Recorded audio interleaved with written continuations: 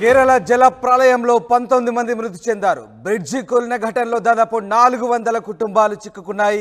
ఇటు కొండ చర్యలు విరిగిపడిన ప్రాంతాల్లో సహాయక చర్యలు కొనసాగుతున్నాయి. రెస్క్యూ ఆపరేషన్లో ఎన్డీఆర్ఎఫ్ టీం పనిచేస్తోంది. రంగంలోకి 2 air force helicopters దిగాయి. Mundakkai, చూర్మాల, అత్తమాల, Noolpuzha గ్రామాల్లో అర్ధరాత్రి 2 సార్లు భారీ కొండ చర్యలు విరిగిపడ్డాయి. పూర్తిగా చుర్మాల పట్టణం తుడిచిపెట్టుకుపోయింది. కేరళలో భారీ జల ప్రళయం చోటు చేసుకుంది.